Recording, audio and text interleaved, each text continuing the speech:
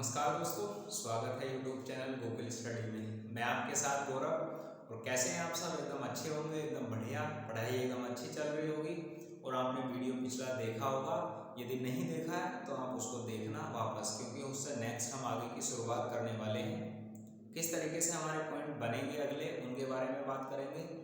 और वीडियो पर आप नए हो तो वीडियो को आप पहले देखना और उसके बाद यदि पसंद आए तो आप लाइक करना, नहीं तो डिसलाइक भी कर सकते हैं। पढ़ाई सिर्फ आपका मतलब है पढ़ाई करने का, पढ़ाई करनी है आपको। मतलब ये नहीं है कि आपको लाइक ही लाइक करना है, आपको पढ़ाई करनी है। सबसे मेन मोटिव अपना यही होता है। पसंद आए तो कर देना आप लोग, और शेयर आप कर सकते हैं। टेलीग्राम चैनल गूगल स्टडी जुड़ सकते हैं आप लोग। इंस्टाग्राम पर जुड़ सकते हैं, फेसबुक पर जुड़ सकते हैं। टेलीग्राम चैनल के लिए गूगल स्टडी सर्च करना होगा, जो करंट अफेयर्स के लिए हैं। और इंस्टाग्राम पर भी मैं फ़ोटो पोस्ट करता रहता हूँ, तो वहाँ पर आप जुड़ सकते हैं। फेसबुक ग्रुप बने हुए हैं, वहाँ आप ज्वाइन हो सकते हैं। आज हम पढ़ने वाले हैं जो नेक्स्ट अपना होता है, श्वसन के दौरान हम कितनी ऑक्सीजन ग्रहण करते हैं, कितनी कार्बन डाइऑक्साइड ग्रहण करते हैं और कितनी नाइट्रोजन ग्रहण करते हैं, जिनको हमें पढ़ना है। लास्ट वीडियो में हमने लंग्स यानी फेफड़ों के बारे में बात की थी, तो आज हम बात करते हैं श्वसन के स्तर। श्वसन के स्तर का मतलब यहाँ पर क्या है कि हमारे 3 प्रकार के स्तर में हम शामिल करेंगे जब हम नॉर्मल पढ़ना शुरू करते हैं वायु ग्रहण करते समय। तो अब मैं आपको पहले बता दूं स्तर कौन कौन से होते हैं। पहले स्तर की मैं बात करूं तो पहला स्तर होता है हमारा बाह्य श्वसन। बाह्य श्वसन। और दूसरा होता है गैसों का परिवहन। गैसों का परिवहन। और तीसरा हमारा होता है आंतरिक श्वसन। आंतरिक श्वसन या फिर होता है हमारा कोशिकीय श्वसन। इससे पढ़ने से पहले आपको मैं एक बात बता दूं, जब हमने फेफड़ों की बात की थी तो पहले स्टेज हमारा क्या होता है, जिस समय एयर हम ग्रहण करते हैं तो हमारे जो फेफड़े होते हैं फैल जाते हैं। क्या हो जाते हैं? हमारे लंग्स फैल जाते हैं। तो डायफ्राम की हमने बात की नहीं थी पिछली वीडियो में, अब हम बात कर लेते हैं उसको। डायफ्राम क्या है? जिस समय हम एयर ग्रहण करते हैं तो लंग्स हमारे फैल जाते हैं और फेफड़ा जो डायफ्राम होता है नीचे की ओर क्या हो जाता है, वो फैल जाता है। तो इस कारण से जो हमारे फेफड़े हैं, फेफड़ों का क्षेत्रफल बढ़ जाता है, वहाँ दाब की कमी हो जाती है। और जहाँ दाब कम होगा वहाँ एयर अपने आप ही आना शुरू हो जाएगी। उसके बाद उसको बोलते हैं हम अंतःश्वसन, जिसको हम ये कंडीशन कहते हैं कि एयर हमारे अंदर गई और फेफड़े हमारे फैल गए और डायफ्राम हमारा नीचे की ओर चला गया, तो वहाँ पर उसको बोलते हैं अंतःश्वसन। और यदि हम बात करते हैं जब हम बाहर छोड़ते हैं हम कोई भी श्वास, तो उस कंडीशन में हमारी क्या सवाल बनता है? फेफड़े सिकुड़ जाएंगे और डायफ्राम ऊपर की ओर सिकुड़ जाता है, और उसके बाद हमारे फेफड़ों के अंदर का क्षेत्रफल कम और दाब वहाँ पर अधिक, तो जिस कारण से हमारी क्या हो जाती है, एयर नॉर्मल तौर पर बाहर हो जाती है। स्ट्रक्चर की बात मैंने आपको, यदि आपने वीडियो देखा है तो स्ट्रक्चर मैंने बनाया था लंग्स का। अब हम पढ़ेंगे कि उस दौरान जैसे हमारे नॉर्मल एक वायुमंडल से ऑक्सीजन वायु ग्रहण करते हैं तो उसमें कौन कौन सी हमारी गैस शामिल होती हैं। पहली कंडीशन के लिए बाह्य श्वसन। बाह्य श्वसन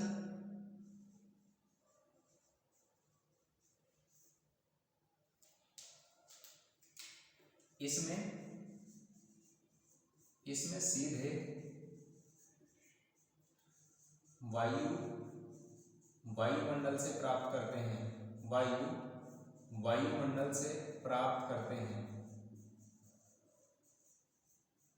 और इसके दौरान हम करते क्या है, नॉर्मल तौर पर जब हम श्वास अंदर ग्रहण करते हैं, श्वास लेते समय,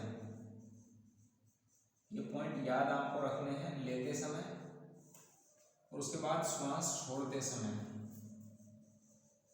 श्वास छोड़ते समय कितनी हम एयर बाहर छोड़ते हैं, मतलब एयर के साथ कितनी ऑक्सीजन छोड़ते हैं और कितनी हमारी ऑक्सीजन ग्रहण करते हैं। यदि मैं बात करता हूँ श्वास करें तो श्वास नली या फिर श्वास लेते समय ऑक्सीजन कितनी होती है, तो वहाँ पर होती है नॉर्मल तौर पर 20.9%। सॉरी। और उसके बाद हम बात करते हैं नेक्स्ट नाइट्रोजन की। नाइट्रोजन कितनी होती है? नाइट्रोजन की मैं बात करूँ, वहाँ पर नाइट्रोजन होती है हमारी 78.1%। और उसके बाद कार्बन डाइऑक्साइड होती है हमारी 0.03%। ये होती है श्वास ग्रहण करते समय। और नेक्स्ट जब हम श्वास छोड़ते हैं तो वहाँ पर ये बात ध्यान से आपको देखनी है, ऑक्सीजन कितनी होती है। तो वहाँ पर ऑक्सीजन हम छोड़ते हैं 60 to 17%। और उसके बाद कार्बन डाइऑक्साइड की बात की जाए तो कार्बन डाइऑक्साइड छोड़ते हैं 3 से 4%। क्योंकि हमारी जो नॉर्मल यहाँ का अंतर जो आता है ना 20 के और 16 के बीच या इनके बीच का अंतर, उसके बाद वो किस में परिवर्तित हो जाता है? जो हम श्वास लेते हैं ऑक्सीकरण के कारण ऊर्जा प्राप्त करने के बाद हमारी वेस्टेज यानी कार्बन डाइऑक्साइड में परिवर्तित हो जाती है ऑक्सीजन। और फिर नाइट्रोजन कितनी हम छोड़ते हैं? नाइट्रोजन जितनी हम ग्रहण करते हैं उतनी ही नाइट्रोजन क्या कर लेते हैं? हम वापस छोड़ देते हैं। तो यहाँ पर होता है कि ऐसी कौन सी गैस है जो श्वसन के दौरान कोई भी क्रिया नहीं करती? तो देखो नाइट्रोजन की मैं बात करूँ, नाइट्रोजन उतनी ही ग्रहण करते हैं सेम, और सेम ही क्या कर देते हैं? हम रिलीज कर देते हैं, बाहर छोड़ देते हैं।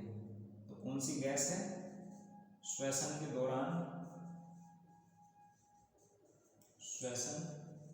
दौरान नाइट्रोजन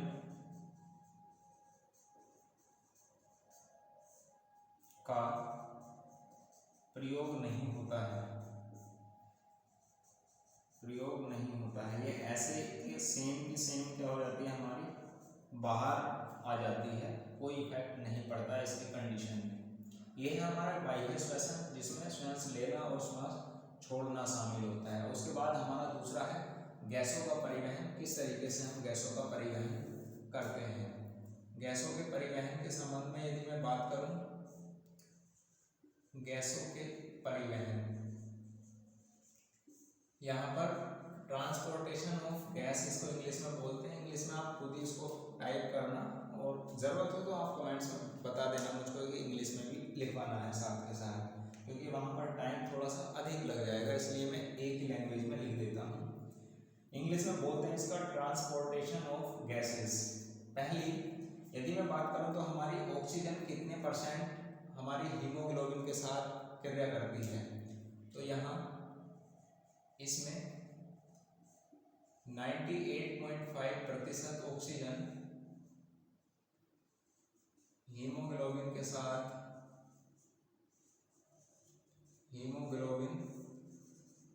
साथ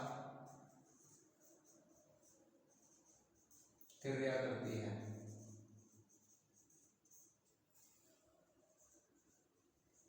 दूसरा पॉइंट, जो बाकी 1.5% बचा हुआ भाग है वो किसके साथ क्रिया करता है? एक 1.5% ऑक्सीजन का भाग प्लाज्मा में मिलकर, ये होते क्या है प्लाज्मा? सब ब्लड जब हम पढ़ेंगे तब वहां पर आपको पता लग जाएगा। प्लाज्मा में मिलकर ऑक्सीजन का परिवहन करते हैं,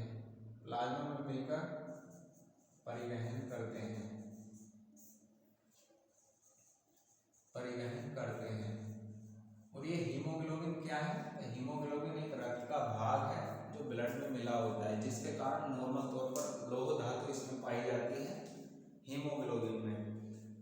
अब हम बात करते हैं कि हीमोग्लोबिन पाया कितना जाता है, जिसमें यदि मानव की बात की जाए तो, और फीमेल की बात की जाए यानी मेल की बात की जाए तो कितना होता है, और फीमेल की बात की जाए तो कितना होता है। तो एक पॉइंट आप साथ के साथ यहाँ पर लिख लेना, हीमोग्लोबिन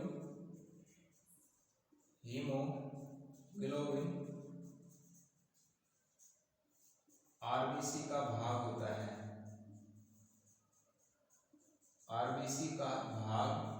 होता है, हीमोग्लोबिन की मात्रा कितनी होती है? हीमोग्लोबिन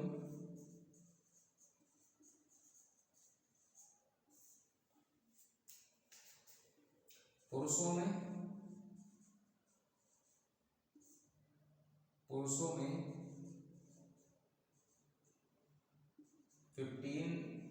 ml प्रति 100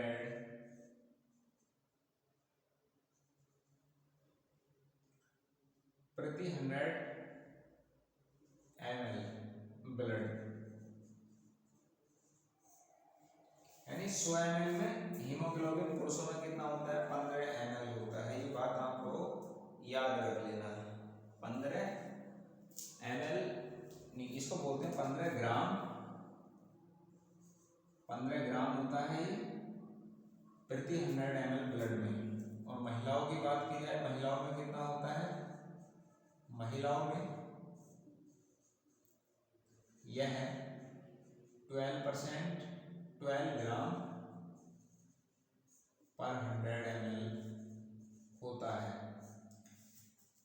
ये बात आप लोगों को याद रख लेनी है। और यदि नॉर्मल इसकी मात्रा कम हो जाती है तो वहाँ उसको हम बोलते हैं कि एनीमिया रोग हो चुका है, ब्लड की कमी हो गई है, रक्त की कमी हो गई है। तो क्या बोलते हैं उसको, इसकी कमी हो जाने पर, इसकी कमी हो जाने पर एनीमिया हो जाता है, एनीमिया हो जाता है। आगे तो पढ़ेंगे, नॉर्मल तौर पर हम गैसों के परिवहन के साथ यदि इसको पढ़ रहे हैं तो यहाँ भी हम जान लें इसके बारे में। इसकी कमी से क्या हो जाता है, एनीमिया, जिसको बोलते हैं रक्त की कमी हो चुकी है। इस तरीके के पॉइंट हमारे बनते हैं। ये पॉइंट आप याद रख लेना। उसके बाद हमारा नेक्स्ट होता है आंतरिक श्वसन। और आंतरिक श्वसन के साथ और क्या शामिल होगा, यदि मैं बात करूं फिर इसके साथ ही गैसों के परिवहन में ये ऑक्सीजन का हमने पढ़ा, हम इसके साथ अभी ये आंतरिक श्वसन तो आएगा ही आएगा।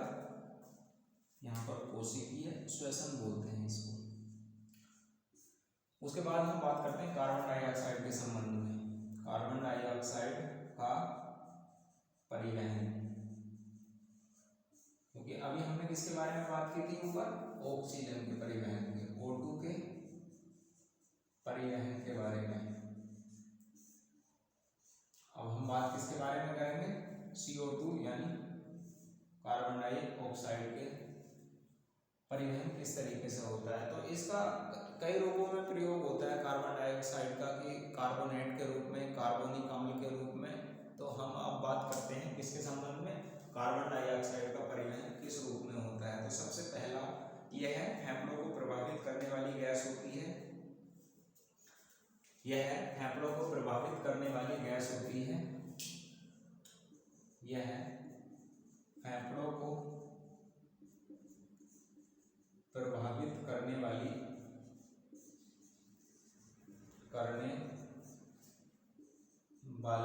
गैस होती है।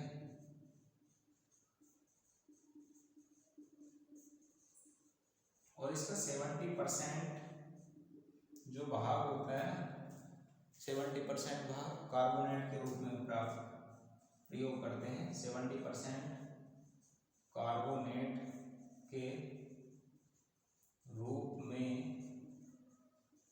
प्राप्त होता है, ये प्रयोग करते हैं के रूप में प्रयोग होता है। उसके बाद हमारा 23rd यानी 23% कार्बोनिक अम्ल के रूप में, कार्बोनिक अम्ल के रूप में, कार्बोनिक अम्ल के रूप में। और फिर होता है हमारा 7% की मैं बात करूं तो 7% हमारा प्रयोग किसके संबंध में होता है, तो वहां पर होता है प्लाज्मा के द्वारा इसका परिवहन होता है। तो कार्बनिक अम्ल के रूप में 23% और 7% हमारा क्या होता है, प्लाज्मा के द्वारा परिवहन। यानी ये कार्बोनेट के रूप में प्रयोग होने का मतलब है कि 70% कार्बोनेट के रूप में प्रयोग करेंगे, हम इसका परिवहन करेंगे। 23% कार्बनिक अम्ल के रूप में परिवहन करेंगे, 7% प्लाज्मा के साथ परिवहन करते हैं,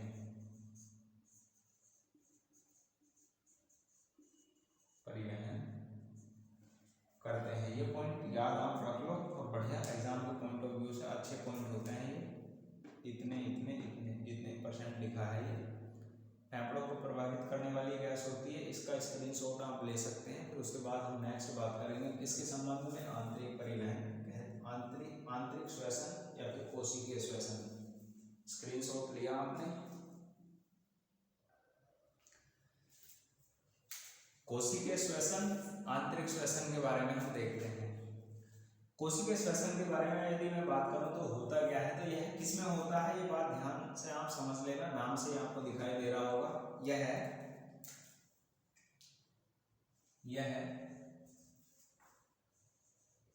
कोशिका में होता है। किसमें होता है, कोशिका में होता है, और जिसको हम बोलते हैं आंतरिक श्वसन। और कोशिका में जैसे बात करते हैं माइटोकॉन्ड्रिया जो होती है, माइटोकॉन्ड्रिया क्या होती है, power house of the cell. कोशिका के बारे में जब मैंने बात की थी वहां पर आपको बताया था कि कोशिका क्या है, power house of the cell कहलाती है। तो यह कोशिका में होती है। और कौन होता है नॉर्मल तौर पर यहाँ पर, माइटोकॉन्ड्रिया। क्या होती है, माइटोकॉन्ड्रिया यहाँ शामिल हो जाती है। माइटोकॉन्ड्रिया कोशिका का ऊर्जा ग्रह के रूप में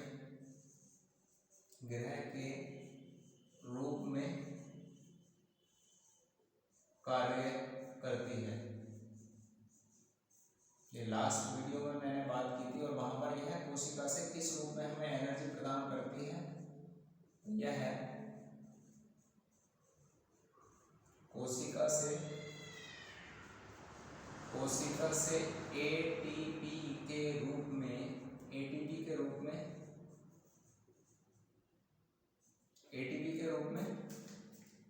ऊर्जा प्रदान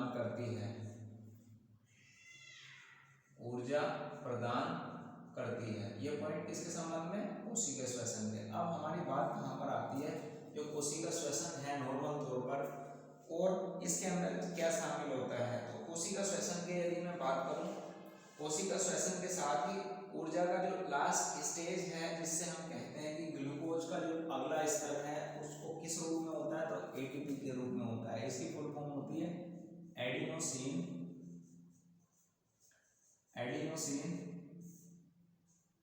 ट्राइफॉस्फेट, जिससे हमें एटीपी के रूप में एनर्जी प्राप्त होती है। और नॉर्मल तौर पर 38 एटीपी 38 एटीपी हमारी क्या प्राप्त होती है, 38 एटीपी ऊर्जा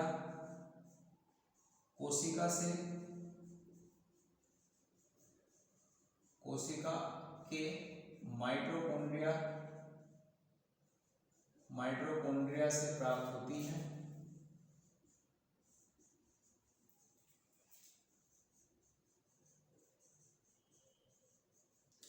जिसमें 2 एटीपी प्रयोग की जाती है।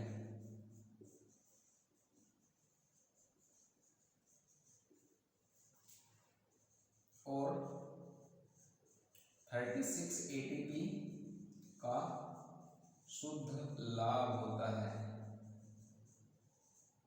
क्या है, ये बात आप लोग याद रख लेना। जो हमारी 38 एटीपी एनर्जी कोशिका से प्राप्त होती है, उसमें से सिर्फ 2 एटीपी का ही हम प्रयोग कर पाते हैं कोशिका में, और बाकी हमारा प्रॉफिट होता है, जो शरीर को इम्प्रूव करने में सहायक होती है। ठीक, ये बात आपको याद रख लेनी है। अब हमारी बात आती है श्वसन दर कितनी होती है मानव में। श्वसन दर किसको बोलते हैं, रेस्पिरेटरी रेट। श्वसन दर के बारे में बात करूं तो होती क्या है श्वसन दर और हृदय दर, ये दोनों अलग अलग होती हैं। श्वसन दर की मैं बात करूं, श्वसन दर का मतलब होता है एक, ध्यान से आप सुनना इस बात को जो मैं बोलने जा रहा हूं, 1 मिनट में कितनी बार हम सांस लेते हैं और कितनी बार छोड़ते हैं, उसको बोलते हैं एक दर। और एक दर ऐसा 1 मिनट में हम करते कितनी बार हैं, उसी को हम बोल देते हैं श्वसन दर। तो इसमें वायु के आदान प्रदान को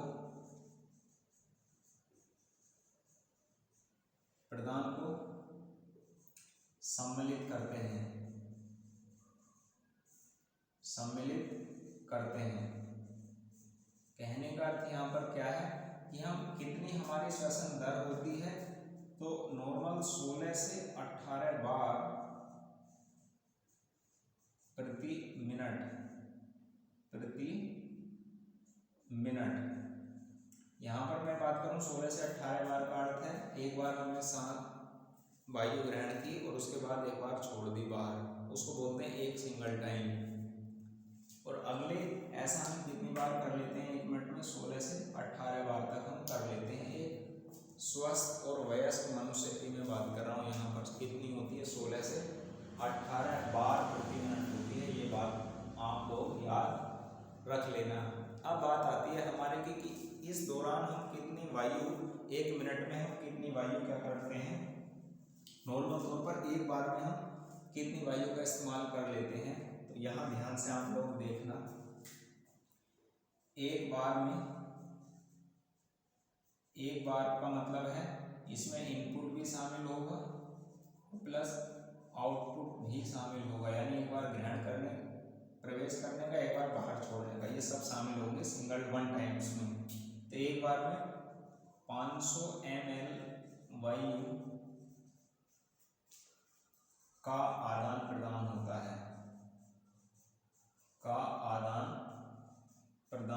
है,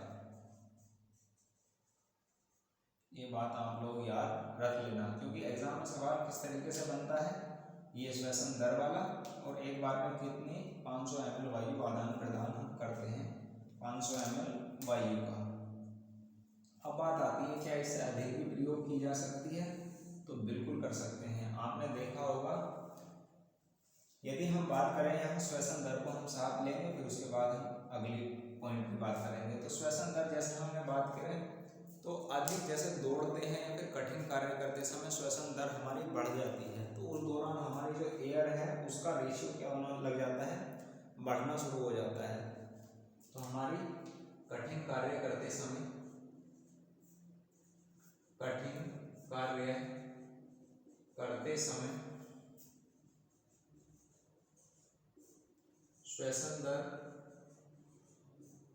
श्वसन दर बढ़ जाती है और कितने गुना हो जाती है, तो यह है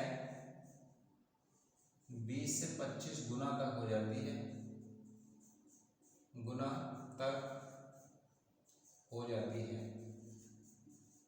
हार्ड वर्क करते समय, दौड़ते समय या फिर कोई हैवी वेट उठाते समय वहाँ पर कैसी हो जाती है, तुरंत हमारी श्वसन रेस्पिरेशन रेट बढ़ जाती है, श्वसन दर, इसको हम बोलते हैं दर बढ़ जाती है। अब नेक्स्ट यदि हम बात करें, जो एक बार हम अधिक से अधिक वायु ग्रहण कितनी कर सकते हैं नॉर्मल तौर पर, तो हमारे जो फेफड़े होते हैं, फेफड़ों में सामान्यतः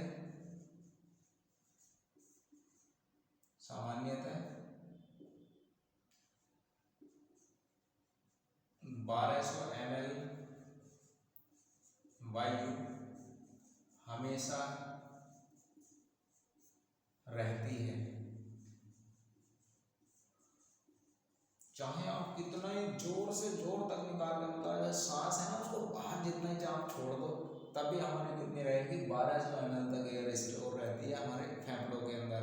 आप कहते हो ना पूरी एयर मैंने जी जान से बाहर निकाल दी, तो निकले नहीं है, वो इतनी रह गई है अभी भी 1200 ml हमारे लंग्स के अंदर। यदि मैंने पिछली वीडियो में आपने सुना होगा, वायु कूपिकाएं कितनी होती हैं, 30 करोड़ होती हैं, उनके अंदर इकट्ठा हुई हमारी क्या हो जाती है, एयर होती है जो 1200 ml फिर भी बच जाती है। जितने जान अधिक से अधिक आप बाहर निकालते हैं उस एयर को, कि अधिक से अधिक हमने बाहर निकाल दी एयर श्वास के माध्यम से, तो वहाँ पर फिर भी शेष कितनी बची रह जाती है, 1200 ml।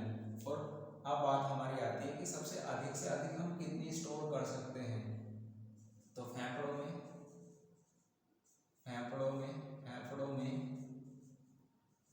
2500 से 3000 ml वायु संग्रहित की जा सकती है, संग्रहित की जा सकती है। अधिक से अधिक क्षमता कितनी होती है, 2500 से 3000 तक, और बची कितनी रह जाती है, शेष 1200 ml। ये पॉइंट बहुत अच्छे हैं और मोस्ट पॉइंट होते हैं, इन्हें आप याद रख लेना, ठीक है। अब हम बात करते हैं नॉर्मल किसके, देखो नॉर्मल तौर पर कितनी इनपुट आउटपुट में कितनी होती है, 500 ml होती है हमारी। और उसके बाद हम बात करें किसके संबंध में, अब एक हमारी बात आती है कि ऐसा नॉर्मल तौर पर कम या अधिक हो सकती है। तो आप जब कभी सिगरेट लगा लेते हो ना, ऐसा लगाना मत आप लोग, पीना मत, कहने का मतलब लगा तो लेना पर पीना मत उसको। यदि मैं बात करूं आपसे कि हमारी ऐसा इफेक्टेड भी हो सकता है, तो बिल्कुल इफेक्टेड हो सकता है। जिस समय हम दूषित प्रदूषित वायु स्टोर करना शुरू कर देते हैं, तो वहाँ हमारी दूषित वायु जमना शुरू हो जाती है, किसमें, वायु कोशिकाओं में, जिस कारण से इसकी मात्रा कम होनी शुरू हो जाती है। तो कहीं ना कहीं इफेक्ट किस पर पड़ता है, हमारे लंग्स पर देखने को मिलता है, जो श्वास से संबंधित हमारी बीमारियां हो जाती हैं। बीमारियां जब पढ़ेंगे हम, वहाँ भी हम पढ़ लेंगे इसको।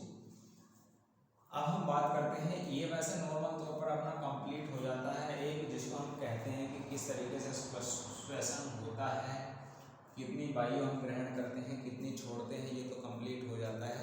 पर एक पॉइंट बढ़िया और अच्छा आप याद रख लेना, जिसको हम बोलते हैं श्वसन गुणांक होता क्या है। स्टार बना के ये पॉइंट आप लिख लेना, श्वसन गुणांक।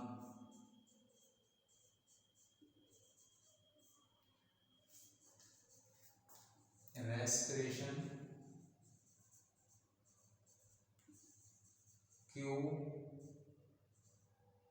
QTINT, क्विसाइंट देख लेना आप लोग, थोड़ा सा गड़बड़ हो जाए तो।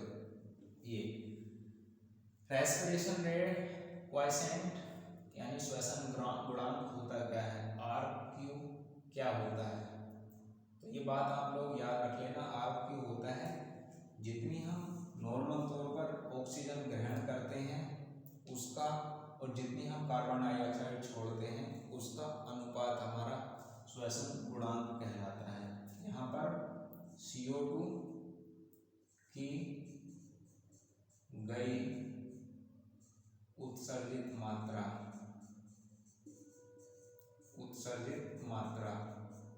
और यहाँ O2 की ग्रहण की गई मात्रा, ये होता है हमारा श्वसन गुणांक। ये ध्यान से आप याद रख लेना। और यदि बात करनी हो कार्बोहाइड्रेट के संबंध में, कार्बोहाइड्रेट का श्वसन गुणांक कितना होता है, तो कार्बोहाइड्रेट का होता है हमारा 1। वसा का क्या होता है, वसा का होता है 1 से कम। और प्रोटीन की मैं बात करूं, प्रोटीन का कितना होता है, प्रोटीन का भी कैसा होता है, 1 से कम होता है। और कार्बोनिक अम्ल जो होते हैं उनके बारे में एक पॉइंट ये लिखना, कार्बोनिक अम्ल यहाँ पर कहते हैं हमारी जोड़ों में दर्द होना शुरू हो चुका है, तो वहाँ ऑक्सीजन अनुपस्थित है। ऑक्सीजन अनुपस्थित होने का मतलब क्या है, कार्बन डाइऑक्साइड की मात्रा बढ़ चुकी है। तो यहाँ पर इसका मान इतना हो जाता है 4 के समथिंग। तो 1 से क्या है, 1 से अधिक कहीं ना कहीं ये वैल्यू हमें क्या होती है, दिखाई देती है। ठीक है, ये पॉइंट हमारे किसके संबंध में, श्वसन गुणांक। याद आप रख लेना, एग्जाम में पूछ लिया जाए तो आप बता सकते हैं बहुत आसानी से। ये पहले पूछा हुआ सवाल था, मैंने खुद इसको देखा था, एग्जाम में आया हुआ सवाल है श्वसन गुणांक से संबंधित। तो वीडियो आपको कैसा लगा कमेंट करके आपको बतानी है, और शेयर वीडियो को कर सकते हैं आप लोग लाइक तो करना है ना, ऐसा नहीं करना फ्री में अपना वीडियो देखा और चले गए आप लोग। लाइक क्या करो आप लोग, और कमेंट्स हमेशा करनी है वीडियो कैसी लगी आपको। और मिलते हैं नेक्स्ट वीडियो में, और चैनल को आप सब्सक्राइब और शेयर कर सकते हैं।